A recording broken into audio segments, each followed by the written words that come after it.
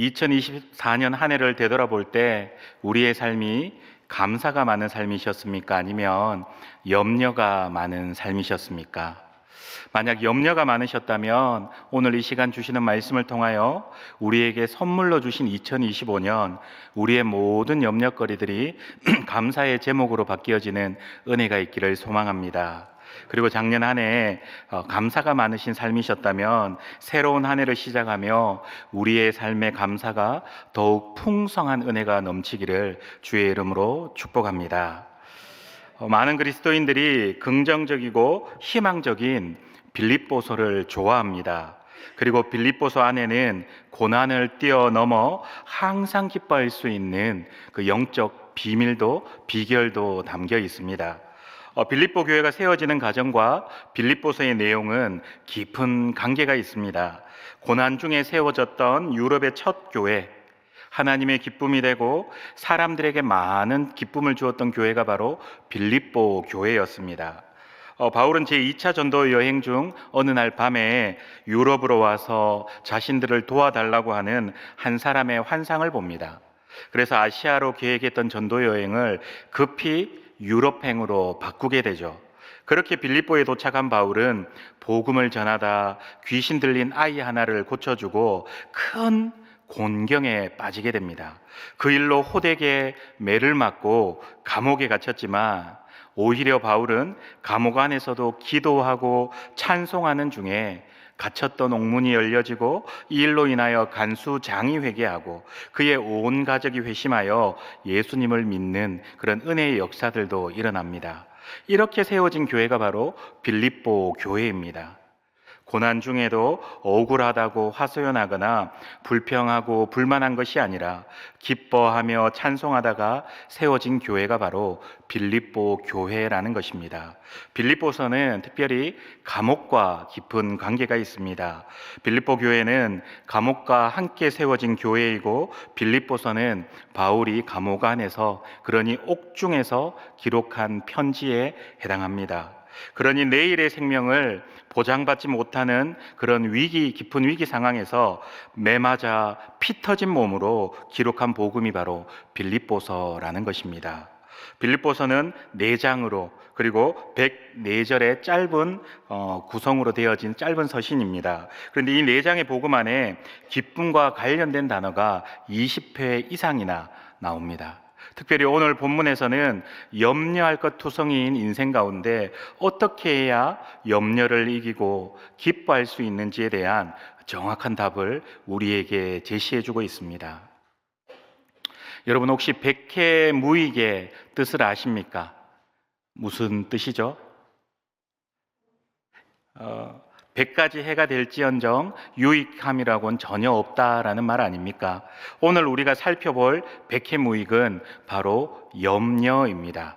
염려는 아무리 어디에 쓰려고 해도 아무짝에도 쓸모없는 것이 바로 염려라는 겁니다. 그럼 질문을 또 하나 드려보겠습니다. 이 세상에 이 백해무익한 염려가 없는 사람이 있겠습니까? 없겠습니까? 네, 옆에 사람들 얼굴 한번 보시겠어요? 옆에 분 얼굴 보시니까 어떠신 것 같으세요? 네. 사람마다 그 모양과 이유는 다를 수 있지만 오늘을 살아가는 많은 사람들은 이 염려라는 것을 원하든 원하지 않든 마치 그것이 보물이 된 것이냐 꼭 끌어안고 살아가는 것 같습니다. 그래서 오늘 우리는 어떻게 하면 염려하지 않을 수 있는지, 또 염려를 이길 수 있을지에 대해서 4가지 내용으로 나누어 살펴보려고 합니다. 첫 번째 생각해 보려고 하는 것은 염려는 어떤 것이고 염려에는 어떤 특징들이 있는가 살펴보려고 합니다. 여러분, 염려는 그러면 무엇일까요? 한번 따라해 주시겠습니까? 염려는 우리 인생의 독소입니다. 여러분, 우리 몸에도 독소가 있으면 얼굴에 뾰루지도 나기도 하고 염증도 생기고 그러지 않습니까? 그런데 우리가 염려라는 것을 하게 되면, 염려를 가지게 되면 백해무익한 독소인 염려는 우리의 영혼에 뾰루지도 나게 하고 우리로 하여금 영적인 염증도 생기게 하는 아주 나쁜 놈이 바로 염려입니다. 여러분, 열심히 염려해서 우리의 인생이 잘 될 수 있다면 얼마든지 염려해야죠. 그런데 아무리 염려해도 염려는 쓸데가 없습니다. 티벳 격언 중에 이런 말이 있습니다. 걱정을 해서 걱정이 없어지면 걱정이 없겠네. 이게 오늘 말씀으로 이어집니다. 염려를 해서 염려가 없어지면 염려가 없겠네. 그래서 우리 주님께서도 마태복음 6장 27절에서 너희 중에 누가 염려함으로 어떻게 해요? 그 키를 한 자라도 더할 수 있느냐, 이렇게 말씀하지 않으셨습니까? 여러분, 아무리 염려해도 염려로 인해 키가 자라지는 않습니다. 이게 굉장히 슬픈 이야기인데요. 지금 제 키가 중학교 1학년 때 키입니다. 예. 중1 때는 제가 반에서 그래도 이 키니까 제일 뒷편에 뒷자리에 앉았었는데 중3이 중2가 되고 중3이 되면서 점점 제 자리가 앞으로 이동하는 거예요. 이게 철이 들어 앞자리에서 공부를 열심히 하기 위해서 이동한 게 아니라 키 순서대로 앉다 보니 점점 뒤에 있던 자리가 앞으로 이동하는, 가게 될 수밖에 없는 그런 상황이 되었습니다. 그런데 만약 염려에서 키가 자랄 수만 있다면 염려에 비례해서 염려 덕분에 제 키가 자랄 수만 있었다면 오늘 제 키는 한 자가 아니라 10자도 더 넘게 자랐을야만 합니다. 사랑하는 여러분, 아무리 염려해도 키는 자라지 않죠. 이게 더운 날 덥다고 해도 시원해지지 않고 추운 날 춥다고 해도 따뜻해지지 않는 그 원리와 맥락을 같이 하는 것입니다. 그럼 이 백해무익한 염려에는 그러면 어떠한 특징들이 있겠습니까? 이 염려의 특징에 대해서도 세 가지로 조금 살펴서 나누어서 설명드리려고 하는데요. 첫 번째 염려의 특징은 우리의 생각보다 염려는 훨씬 더 가까이 침투해 있다라는 겁니다. 제가 좋아하는 비유가 있는데요. 자동차 백미러에 새겨진 글귀를 아십니까? 사물이 거울에 보이는 것보다 멀리 있다고요? 가까이 있다고요? 가까이 있죠. 그런데 이 염려라는 것도 우리가 생각하는 것보다 훨씬 더 우리의 가까이에 찾아와 있습니다. 그러나 여러분, 하나님을 믿는 우리는 하나도 염려할 필요가 없습니다. 왜요? 왜 그렇습니까? 하나님의 은혜와 하나님의 도우심의 손길은 염려보다도, 그리고 우리의 생각보다도 훨씬 더 우리와 가까이 있기 때문인 줄 믿습니다. 두 번째 염려의 특징은 해롭다라는 것입니다.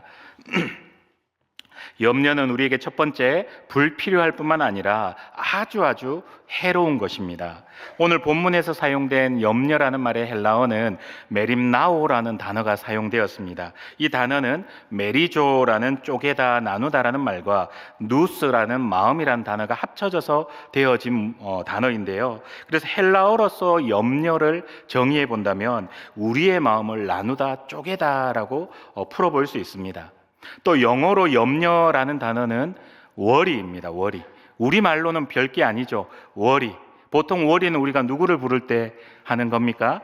예, 강아지 부르는 말 아닙니까? 그런데 영어로 이게 바꾸어 보면 아주 무서운 단어가 되어집니다. 이 worry라는 단어는 고대 앵글로 섹슨족이 사용한 워겐이라는 단어에서 유래되어졌는데, 이 말의 워는 짐승의 이빨로, 야생동물 같은 짐승의 이빨로 목을 물어뜯어 서서히 질식시켜 죽인다라는 그런 단어에서 유래되어진 단어입니다. 그래서 염려에 물린 사람은 마치 야생 늑대에게 목을 물린 초식 동물처럼 무기력해지기 쉽습니다. 여기에 대해 성경은 우리에게 보다 정확하게 지적해 줍니다. 잠언 17장 22절 말씀인데요. 마음의 즐거움은 양약이라도 심령의 근심은 우리의 뼈를 마르게 한다라고 기록합니다. 여기에서 심령의 근심이 바로 염려입니다.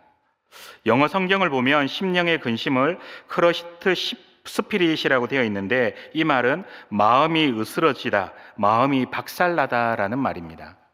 그런데 이 심령의 근심, 곧 염려는 우리의 마음만 으스러뜨릴 뿐만 아니라 우리의 무엇까지도 망가뜨린다고 성경은 말씀합니까? 우리의 뼈까지 마르게 하고 상하게 한다라고 성경은 정확하게 지적합니다. 여러분, 사람의 몸에서 가장 단단한 뼈조차도 염려 때문에 마를 정도이니 염려하는 사람의 몸이 남아나겠느냐 하는 것입니다. 그리고 세 번째로 염려의 특징은 전염된다는 것입니다. 여러분, 코로나의 무서움이 무엇이었습니까? 물론 이견도 있지만 연령대에 따라 조금 다른 결과도 있지만 코로나와 독감의 사망률이 비슷하다라는 것이 일반적으로 전문가들의 의견 아닙니까? 그런데 코로나가 전 세계적인 팬데믹이 되어버린 이유는 그 강력한 전염성에서 찾아볼 수 있지 않습니까? 그런데 이 염려는 코로나보다도 더 무서운 질병이고 심각한 질병입니다. 왜냐하면 코로나는 무엇으로 전염이 됩니까? 비말로 전염이 되는데 이 염려는 염려라는 질병을 앓고 있는 사람의 얼굴만 봐도 염려가 옮겨지고 전염되기 때문에 그러합니다. 염려는 막 마스크도 뚫고 침투해서 전염시킬 정도로 굉장한 전염력이 있는 질병입니다. 한번 잠시 복습해 보겠습니다. 염려의 특징 첫 번째가 무엇이었습니까?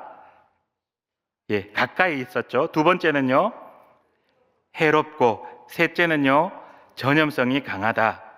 그러면 우리는 어떻게 이 염려를 염려하지 않고 염려 많은 이 시대를 믿음으로 승리하며 살아갈 수 있을까? 보기만 해도 전염되어지는 염려, 생각만 해도 절로 한숨이 나오는, 그리고 걱정이 되는 일들이 우리 앞에 산적해 있는데 어떻게 하면 우리가 염려하지 않고 이 땅을 살아갈 수 있을까? 오늘 말씀은 염려에 대해 하지 말라는 것과 하라는 것으로 우리의 염려에 대한 고민들을 해결해 줍니다. 그래서 우리가 두 번째로 생각해 볼 것은 염려에 대해 하지 말라는 것이 무엇인지 두 번째로 살펴보려고 합니다. 오늘 본문은 우리에게 익숙한 말씀입니다. 그런데 사실 오늘 본문은 6절과 7절로 떼어서 해석할 게 아니라 이게 4절로부터 연결이 된 말씀이에요. 여러분들 성경책에 보시면 4절 앞에 작은 동그라미 하나가 표시가 되어 있는데 이 표시는 한 단락의 시작을 의미하는 부호입니다. 그러므로 4절과 5절을 포함해서 함께 읽어야 오늘 우리가 읽은 6절과 7절의 말씀은 더욱 온전하고 바르게 해석할 수가 있는 것입니다. 그런데 이 4절로 7절 전체를 대표하는 구절 하나가 있습니다. 어느 신학자는 이러한 구조를 이렇게 대표하는 구절을 대들보 구절이라고 표현하는데 오늘 본문에서 대들보 역할을 하는 구절은 5절에 주께서 가까우시니라 라는 단어라고 어느 신학자 한 명이 주석을 했습니다. 그러니 4절로 7절을 대들보 구절인 주께서 가까우시니라와 연결해서 읽으면 우리가 이렇게 읽을 수가 있습니다. 4절입니다. 주 안에서 항상 기뻐하라. 주께서 가까우시니라. 너희 관용을 모든 사람에게 알게 하라. 주께서 가까우시니라. 아무것도 염려하지 말라. 주께서 가까우시니라가 됩니다. 그러면 주께서 가까우시니라 라는 말씀은 무엇을 의미하는 말씀입니까? 예수 그리스도께서 다시 오실 사건, 곧 재림을 말씀합니다. 그런데 주께서 가까우시다라는 이 구절을 NIV 영어 성경에서는 The Lord Near라고 표현을 합니다. 이는 주님이 우리에게 가까이 오셨다도 되지만 상태적으로 주께서 우리 곁에 계신다라고도 해석이 됩니다. 또 세번역 성경은 주님께서 가까이 오셨습니다라고 표현하기도 합니다. 따라서 주께서 가까우시니라 라는 이 말씀은 주님이 다시 오실 것이고 그 주님이 오늘 나와 함께 계시며 그 주님은 이미 나와 함께 계신다의 의미가 내포된 구절입니다.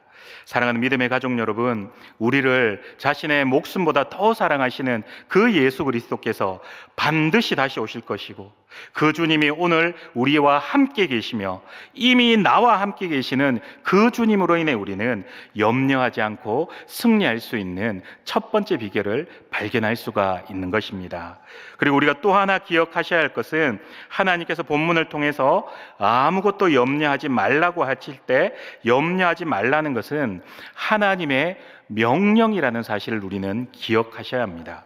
염려하지 말라라는 것은 하나님의 명령, 그러니 온 우주의 왕이 되어지시는 그 하나님의 어명이라는 것입니다. 어명, 여러분 믿으십니까? 제가 좀 궁금했습니다. 어명을 어기면 어떻게 되는지.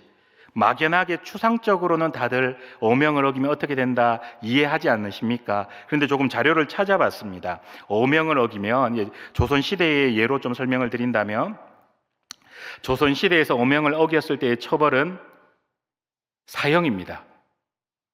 분위기가 심각해지시면 안 되고요. 사형입니다. 또는 차명, 또는 능지처참, 또는 교수형에 처합니다. 두 번째로 유배를 보내기도 합니다. 어명을 어겼지만 반역죄로 볼 수 없는 경우에는 지방으로 유배 보내는 처벌을 했다고 합니다. 세 번째는 장형, 그러니 태형이나 곤장형에 처했습니다.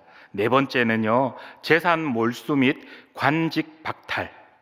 이게 조선시대의 어명을 어긴 결과입니다. 이렇더라고요. 그렇더라고요. 이 땅의 왕의 명령을 어기는 것도 이토록 큰 문제가 되는데, 온 우주의 왕이 되어지시는 그 하나님의 명령을 어기는 것은 얼마나 심각한 문제이겠습니까?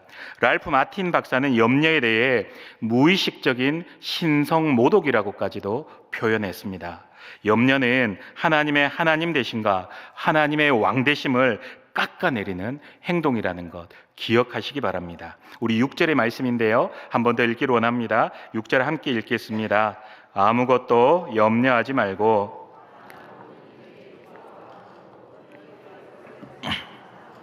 하나님께 아뢰라. 아멘. 여러분, 오늘 본문을 보시면 먼저 하지 말라는 것은 무엇입니까? 염려이죠. 염려를 해결한 아서 랭크라는 사업가의 이야기가 있습니다. 많은 염려의 사업을 하다 보니 원하지 않았지만 염려에 시달렸던 랭크는 매일같이 염려에 시달리기보다는 일주일 중에 하루를 구별하여 염려하는 날로 정해두고 나머지 날은 염려하지 않기로 결단합니다. 그래서 그는 아이디어를 하나 내기를 토요일의 염려 상자라는 것을 하나 만듭니다. 이게 뭐냐 하면 한 주일 동안 염려거리가 생길 때마다 그때 그날 염려하는 것이 아니라, 염려할 거리가 생겼을 때 그 염려거리의 내용을 간략하게 메모를 해서 상자에 넣으며, 하나님, 이 염려거리를 잠시 동안만 맡아주십시오. 제가 토요일 날 다시 끄집어내어 그때 날 잡아서 몽땅 모아서 염려하겠습니다 라고 했답니다. 그 드디어 토요일 오후 염려상자, 주중에 모아놓았던 그 염려상자를 개봉해보고 랭크는 깜짝 놀랐답니다. 큰 염려거리로 여겨졌던 문제들 가운데 40%는 한 주 안에 이미 완전히 해결되었고, 25%는 시간이 지나 보니까 별로 신경 쓰지 않아도 되는 문제로 바뀌어져 있었으며, 25%는 자신의 판단 실수로, 그러니 사실은 크게 염려할 필요가 없었던 것이 주말이 채 끝나기도 전에 확인이 된 겁니다. 그러니 염려 안 해도 되는 건데 염려했다라는 거죠. 그러면 이제 몇 프로가 남습니까? 10%가 남죠. 이 10%는 그 다음 날 주일 예배를 통해 하나님께 나와 기도하고 다시 그 염려의 제목들을 하나님께 맡겨드림으로 해결함 받을 수 있었습니다. 그래서 결국 처음에는 염려라고 여겨졌던 일들이 한 주일도 채 지나지 못해서 다 거의 대부분이 해결함 받더라라는 겁니다. 사랑하는 여러분, 오늘 우리의 염려거리들도 어쩌면 나도 모르는 사이에 해결되어져 가고 있거나 크게 신경 쓰지 않아도 되는 문제들일 수 있습니다. 또 우리의 판단 실수로, 또 판단 착오로 하고 있는 염려일 때도 있습니다. 그리고 정말 염려해야 하는 것들이 있다면 그것들은 우리 하나님께 기도하고 맡겨드림으로 해결함 받을 수 있기를 소망합니다. 여러분, 중요한 영적 원리인데요, 기도는 염려 킬러인 줄 믿으시길 바랍니다. 그래서 세 번째로 우리에게 하라는 것이, 성경은 기도를 말씀합니다. 사랑하는 여러분, 오늘 본문을 보면서 우리가 발견할 수 있는 것은 이 땅에 발을 딛고 사는 인생은 둘 중에 하나를 선택할 수밖에 없다라는 겁니다. 한 가지는 평생 환경에 갇혀서 염려하고 두려워하며 사는 것이고, 다른 한 가지는 하나님께 나아와 기도하는 것입니다. 성경은 아무것도 염려하지 말고 항상 우리가 기뻐할 수 있는 대안으로 기도를 제시하고 있습니다. 6절 하반절인데요. 다만 부분부터 우리 한 번 더 읽기를 원합니다. 6절 하반절 다만부터 한 번 더 읽겠습니다. 다만 모든 일에 기도와 간구로 아뢰라. 여러분, 오스왈드 챔버스라는 사람은 우리의 모든 염려와 초조는 하나님을 빼고 계산하기 때문이라고 했습니다. 여러분은 여러분들의 삶에 얼마나 하나님을 더하여 계산하여 살고 계십니까? 조지 뮬러는 이런 말을 했습니다. 믿음의 시작은 염려의 끝이요, 염려의 시작은 믿음의 끝이다. 여러분, 이 말은 너희가 염려하느냐, 염려 때문에 너희의 믿음이 죽을 것이다. 너희가 믿음을 갖겠느냐, 그러면 너희의 염려가 너희의 믿음으로 말미암아 죽을 것이다 라는 의미의 말입니다. 사랑하는 여러분, 비록 내 삶에 적지 않은 염려와 걱정거리들이 있지만 그럼에도 말씀을 붙들고 기도하고 간구하는 모든 인생에 하나님께서 어떤 은혜를 베풀어 주는지 아십니까? 여러분, 7절이 어떻게 시작하죠? 그리하면. 7절은 염려를 내려놓고 기도하면, 그리하면 이 말씀입니다. 우리 7절의 말씀 같이 한 번 더 읽겠습니다. 그리하면 모든 지각에 너희 마음과 아멘. 제가 참 좋아하고 존경하는 목사님이 계시는데 그 목사님께서 하루는 설교를 하시며 이 염려라는 것에 대해서 풀어주시며 야구 선수였던 박찬호 선수의 비유를 들어가며 설교를 하셨던 기억이 있습니다. 너무 은혜도 되고 오늘 본문을 이해하는데 우리에게도 도움이 되기에 잠시 인용해 설명하겠습니다. 박찬호 선수의 전성기 시절에 있었던 시합 이야기입니다. 그러니까 어떻게 보면 라떼 이야기처럼도 들려질 수 있겠죠. 예전에 박찬호 선수가 메이저리그에서 승리 투수가 되고 날 때마다 온 나라가 흥분하고 떠들썩하지 않았습니까? 그때 목사님께서는 사역이 바쁘셔서 박찬호 선수가 승리한 시합을 생방송으로는 보지 못하시고 승리 투수가 되었다는 이야기를 먼저 듣고 사역이 마친 후 그날 저녁 시간에 집으로 돌아가셔서 그 재방송으로 보셨다고 합니다. 그날 시합에서 박찬호 선수는 승리 투수가 된 게임이었음에도 불구하고 처음에는 게임이 잘 풀어지지 않았다고 합니다. 1회 때 컨디션이 좋지 못해서 볼을 19개나 던졌답니다. 중계방송을 하는 아나운서와 해설자가 많은 걱정을 합니다. 그러나 목사님은 전혀 1도 걱정되지 않았습니다. 왜요?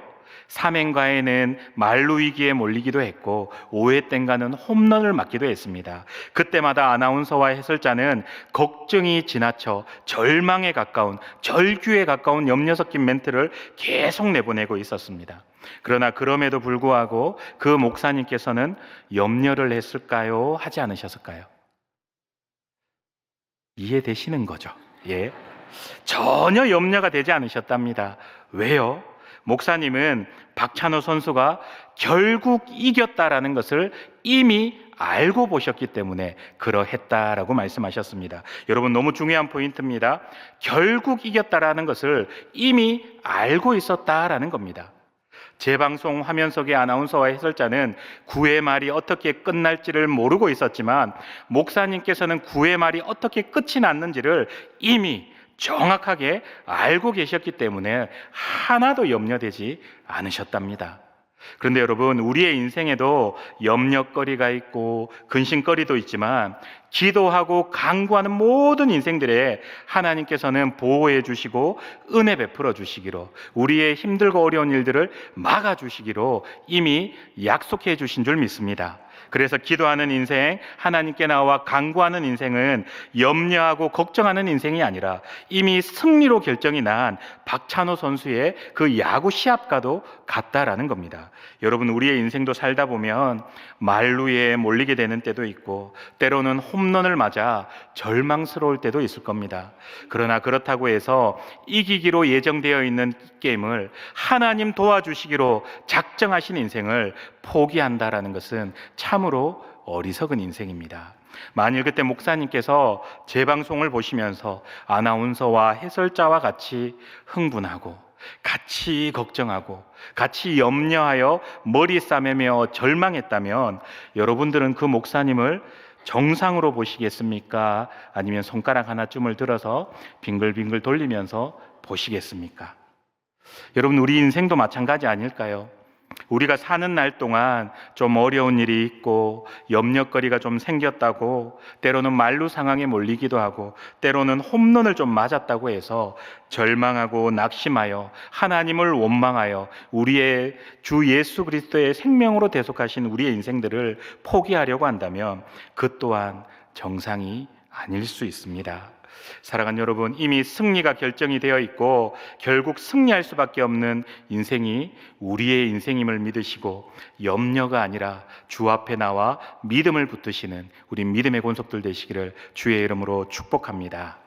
마지막 네 번째는, 그러면 우리는 어떻게 구체적으로 기도해야 할까에 대한 답을 찾고자 합니다. 사랑하는 여러분, 우리가 염려는 하면 안 되지만 우리가 마음 놓고 하셔도 되는 것이 있습니다. 그게 무엇이겠습니까?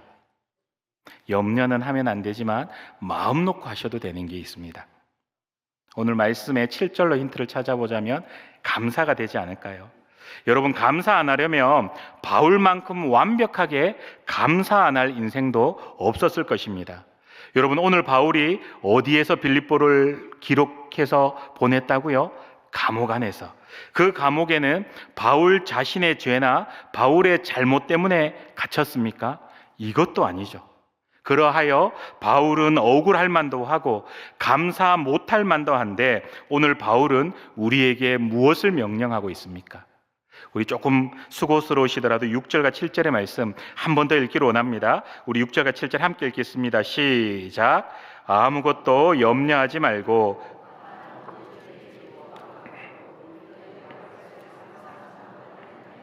그리하면 어떻게 하시겠다고요?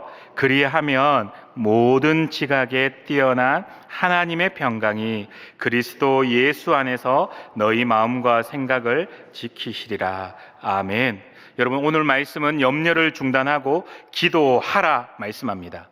그런데 단순히 기도 하나만을 이야기하고 있는 것이 아니라 기도와 간구로 구할 것을 어떻게 하라고요? 감사함으로 아뢰라. 이 말씀을 우리에게 주고 있습니다. 사랑하는 여러분, 오늘 말씀을 오해하지 않으시기를 바랍니다.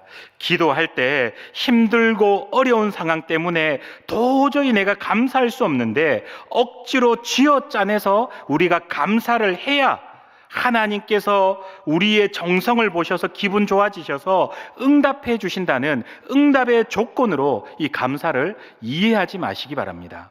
여러분, 우리 같은 죄인이 온 우주의 창조주 되시는 하나님께 기도할 수 있다는 것 자체가 감사한 제목 아닙니까? 사실 우리의 신분으로는 온 우주의 창조주 되시는 그 하나님을 아련할 조건이 전혀 우리에게는 없습니다. 그런데 그 하나님께서 우리를 만나 주시고 우리의 소리들을 들어주시겠다라는 것이 바로 기도 아닙니까?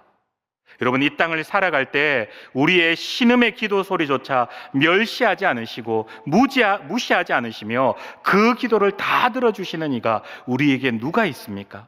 우리의 중심을 오해하거나 우리를 상하게 하지 않으시고 우리의 있는 그대로를 받아주시고 부족하고 허물이 많아도 우리의 있는 충신 그대로를 받아주시고 우리의 허물은 가려주시고 우리의 작은 선한 부분들을 들어주시는 그 하나님께 기도하는 것은 우리가 이 땅에서 할 수 있는 최고의 은혜요 감사인 줄 믿습니다.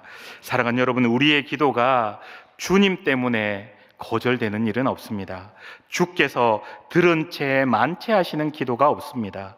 하나님께서 우리의 기도를 들으시고 못 들은 척 떼먹으시는 기도도 하나도 없습니다. 그러하기에 우리가 주의 이름으로 기도할 때 주님이 들으시고 응답해 주실 줄 알기에 기도는 억지가 아니라 믿는 자의 최고의 특권임을 깨닫고 감사함으로 기도의 자리를 나갈 수가 있는 것입니다. 여러분, 오늘 말씀을 정리하려고 합니다. 바울이 기뻐할 수 없는 가운데서도 모든 것을 초월해서 기뻐할 수 있었던 것은 바울이 우리 주님 안에 있었기 때문입니다. 그는 빌립보서를 비록 감옥 안에서 기록했지만 자신이 감옥 안에 있다고 생각한 것이 아니라 주님 안에 있다, 내가 주 안에 머무르고 있다라고 생각했습니다. 여러분, 장소의 심리학이라는 것이 있습니다. 장소가 우리에게 어느 정도 행복을 제공해 준다라는 이론입니다. 여러분, 우리는 장소를 무시할 수 없습니다. 인간이기 때문에 우리가 처한 환경에 영향을 받을 수밖에 없죠. 그러나 장소와 환경을 초월할 수 있는 방법이 있습니다. 그것은 우리가 환경 안에 거하는 것이 아니라 주님 안에 거하는 것인 줄 믿습니다.